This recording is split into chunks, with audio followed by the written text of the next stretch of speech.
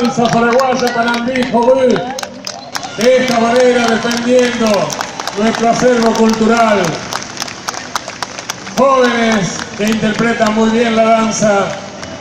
Hemos visto este espectáculo de las botellas de tanta gente que sabe que va a recibir en un escenario artistas que promueven justamente este rubro que es tan difícil, ¿no? Llevar tantas botellas sobre la cabeza y se acercan más que nada para eso y después se quedan acompañándonos. Qué bueno es eso.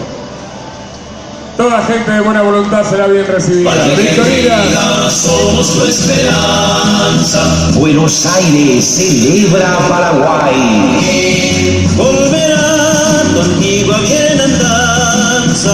Con su fama relucir. Muy bien, Victorina Brites entregando de esta manera el reconocimiento hecho diploma. Y hablando